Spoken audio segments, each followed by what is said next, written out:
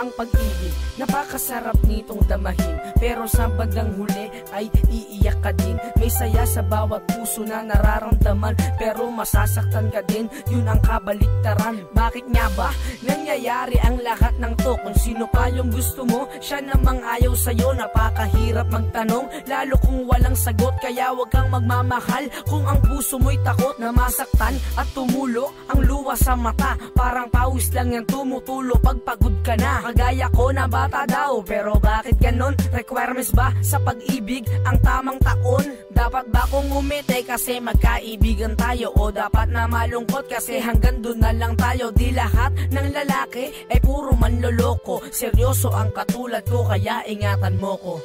Ang daling matulog, ang hirap bumangon. Ang daling mahulog, ang hirap mag-move on. Matuto kang sumuko kapag nasasaktan ka na ng sobra. Minsan kasi naloloko ka na, kinikilig ka pa. Kung nagalit man ako ng walang dahilan, pasensya na. Nasaktan kasi ako nang wala kang alam.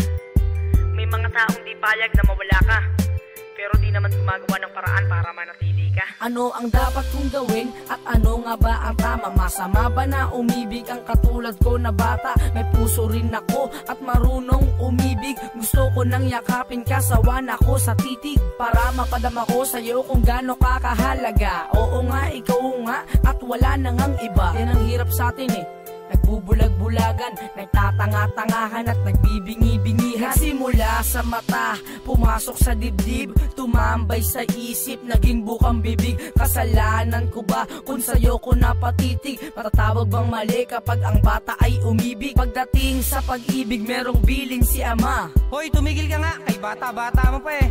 Pero pag sa gawaing bahay, tila siya'y nag-iiba. JJ, gumilos ka nga, ang tanda-tanda mo na. Mahirap magalit nang walang dahilan. Mahirap umintindi nang di mo maintindihan. Mahirap masaktan nang wala kang karapatan. Pero di ba mas mahirap mawalan ng minamahal dahil sa mababaw na dahilan? Ma-inlove ka dun sa taong kaya kang ipaglaban, hindi dun sa taong basta ka nilang bibitawan.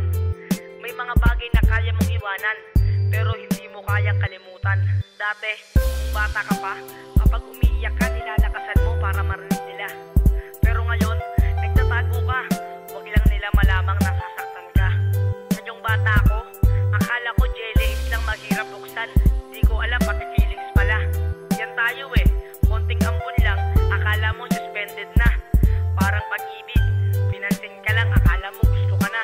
Sobrang ganda ng daloy ng ating kwento, pero ganun lang talaga siguro. Isang relasyong perfecto pero hindi hanggang dulo. Ang sorry nakakawala ng galit, pero hindi nakakawala ng sakit. Sabi nila madalas daw masaktan ang mababait. Tanong ko lang, gaano ba ako kabait?